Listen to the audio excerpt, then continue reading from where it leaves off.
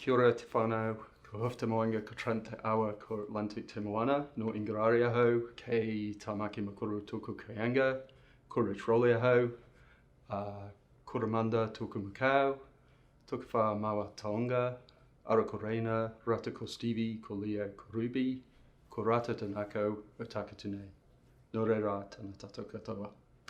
So I've got quite a special job now that I really love and enjoy. So I work in education, and it's funny because I wasn't that great at it when I was a kid.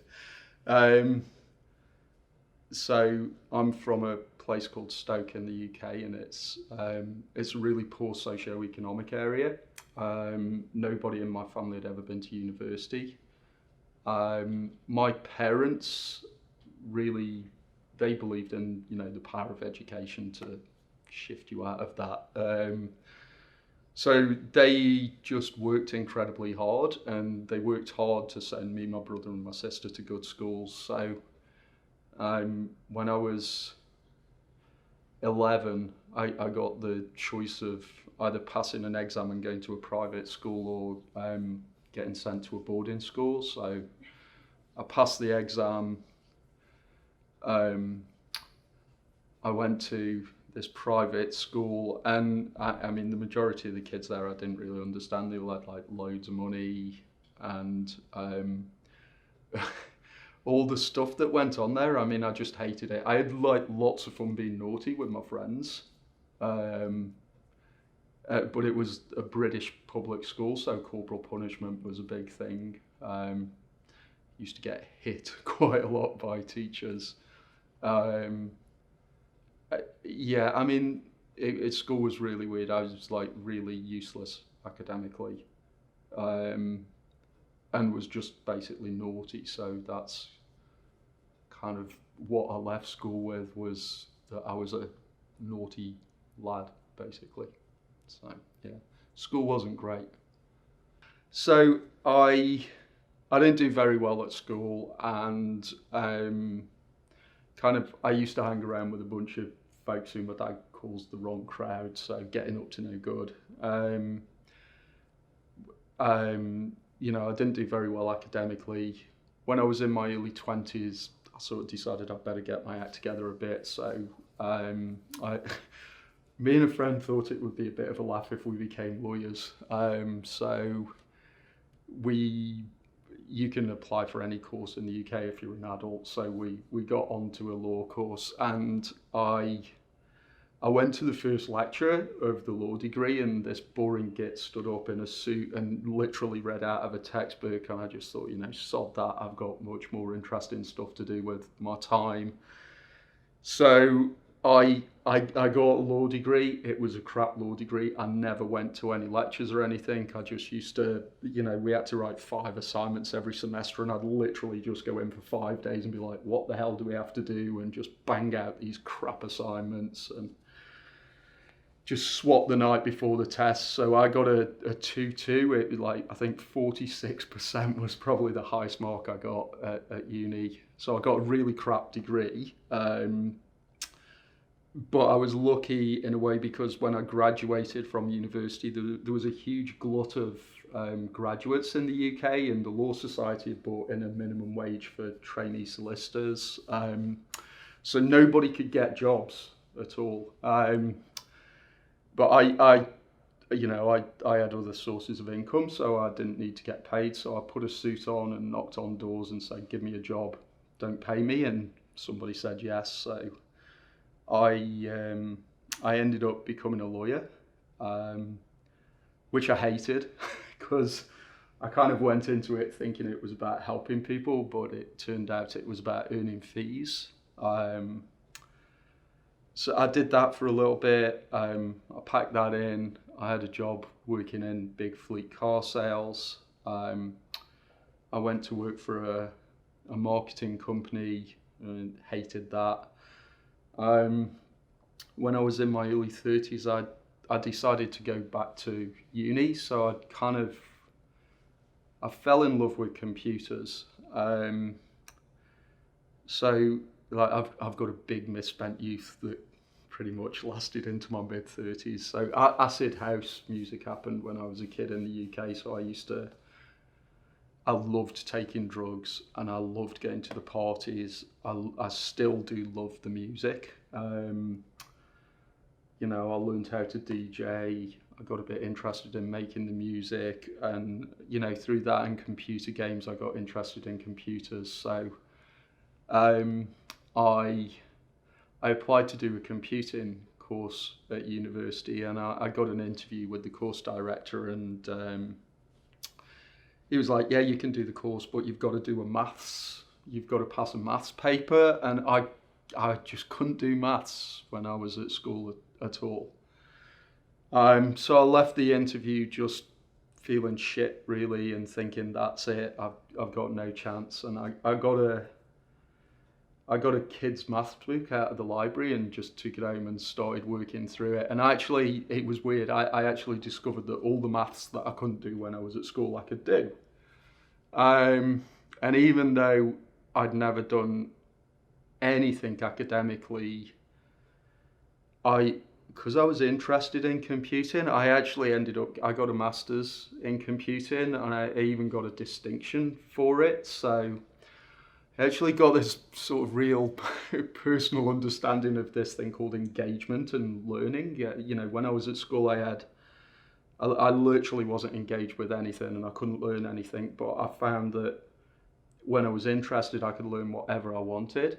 And I decided to become a teacher. So like my master's project, I built a system for a bunch of primary schools, and I spent a lot of time working in these primary schools, and they were really cool. You know, I used to love going in and seeing what they were doing with the kids. And I remember standing in a classroom one day and thinking, I love computers. School's cool now. I'll be a teacher. I'm a bit of a dick. I became a secondary school teacher. So like I went on my first placement in a secondary school and just kind of discovered it was the same boring crap I'd been forced to sit through when I was a kid. You know, school's just full of shinier toys. So I mean, I did that for a little while in the UK. I moved to New Zealand, I think nearly 17 years ago. I taught at a Decile 10 school on the shore, Decile 2 school down in South Auckland. I did not doing too much teaching. I really did a lot of stuff around infrastructure because I'm a geek, and then trying to help teachers use technology in the practice, which, to be honest, because I didn't know what I was doing, was like pushing shit uphill. And I was just getting very disillusioned with it and almost had enough. And then I had one of those sort of really magic life experiences happen. So Frances Valentine, who's my boss now, she'd set up a place called the Mind Lab, and I'd been sort of following what they were doing, and I got home one night and my ex-wife was like, "Oh, Frances Valentine's been in touch with me, wants you to go and see her."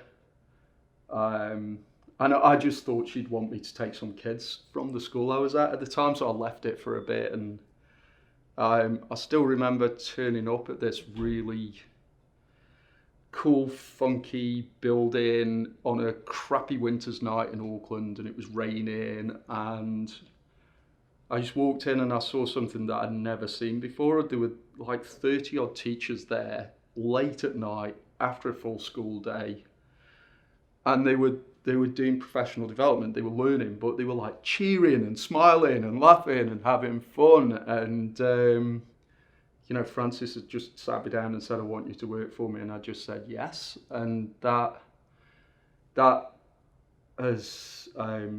been really a profound moment in my life for lots of ways. So why is it special to me? So up until I went to work at the Mind Lab, I'd never had a job that I enjoyed. I never had a job that I was good at. You know, work had always been a struggle, and I didn't know why. But then I went to work at the Mind Lab, and all of a sudden, you know, I had work that I loved, and we had a purpose that I really, it really aligned with my personal values. And I suppose one of the things is that we do at the Mind Lab now, which I'd never experienced anywhere else, was we collaborate. And that's, I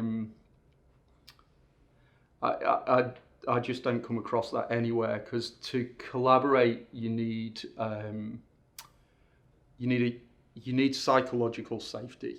So to really collaborate, you have to be able to talk openly and honestly with your colleagues about not what you're good at, and not to have to pretend to be good at things that you're not good at either. It's, I've got a hell of a lot of stuff that I'm crap at, but we just built this culture at work where it was okay if you're not good at stuff. And then you find out weirdly that you've got these wonderfully different colleagues who, they're awesome at all the stuff that you're crap at. It's like, well, you do all of that and I'll do all of this. And, that's real collaboration. So since I've been there, I've just had really a wonderful work environment. The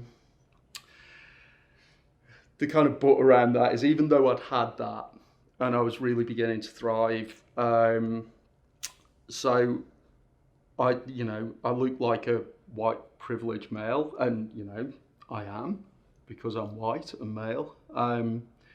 But I am diverse as well. So I didn't find out until I was in my 40s, just by accident, that I got ADHD. I felt like a total dick when I found out. It was like, of course it's ADHD, I got given a form to fill in by a friend, and I went through, and it was like somebody had just written my life down with tick boxes next to it. It's like, do you do this? Yes, yes, yes, yes, all the time, yes. So, I mean, when I found out, it was, I don't know, it was interesting, because I'd always felt like I was just a bloody alien walking around and never really known what it was or why I was different. And so it was like, oh, well, that explains it. But, when you read about ADHD, all the language around it's deficit language. So it's an attention deficit and it's a disorder. And then I've got all these other things that sit around it, which are wonderfully named comorbidities. And, I was just, it kind of explained why I was the way that I was, but I was embarrassed about it. And, I didn't tell anybody at the time. But then at work, I had something go on. I was on the board of my daughter's school, and basically we had to exclude this 6-year-old kid who got ADHD, defiance disorder. He was basically me as a kid, and we ended up excluding him in a board meeting because the legislation's shit, and it really destroyed me. It really upset me, and I ended up telling all the board members. And then I went to work the next day and I was fine, but then a board member rang me up to see if I was okay, and it destroyed me again. And yeah, I'm normally really happy at work, and I ended up going out with Francis's PA, Melissa, and just telling her everything. And she just said, she was like, you need to tell Francis. And I went home and I told my ex-wife about it, and my ex-wife works in HR and recruitment, and she was like, don't tell Francis. Anyway, Melissa kept on at me for a few days, and one day I literally was just walking past the office, and she just pulled me in and just said, Richard needs to tell you something, and just kind of blurted everything out to Francis. And it was really quite a profound day, because when I told her, the first thing that she said was, oh, I knew. And I was like, oh shit, I thought I was doing a much better job of hiding it. But she said, I didn't know what you got, but I knew you were different, and that's why I want you to work for me. And that was just this big mental flip.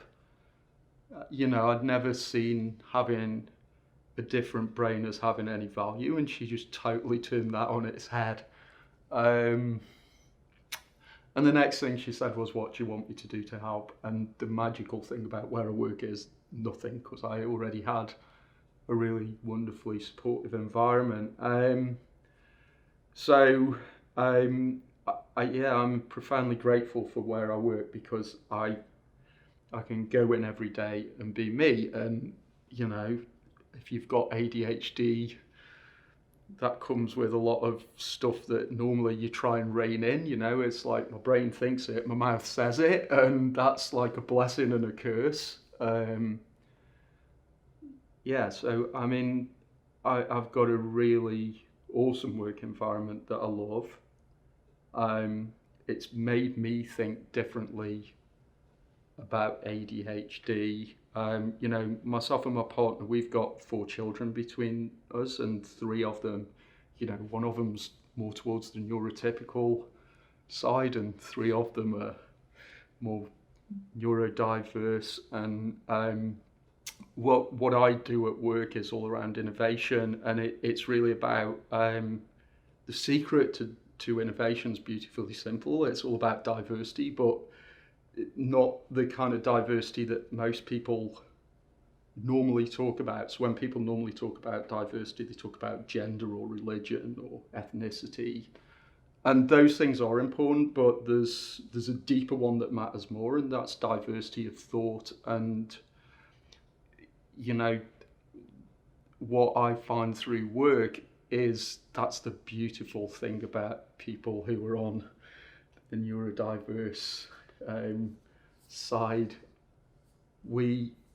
Our brains are different, and that makes us think differently, and that's a profoundly beautiful thing. And so I get to do that at work. I get to help organisations and people just really understand the true power of that. And so, you know, I've had a really good life, and I can't complain. And I took lots of drugs, and it was fun for a while until it stopped being fun.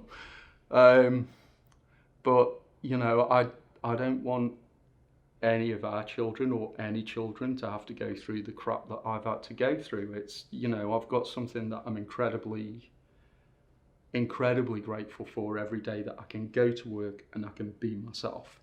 And that's what I want for our kids, every kid. Everybody should have that. So that's like me and what I do and why I do it.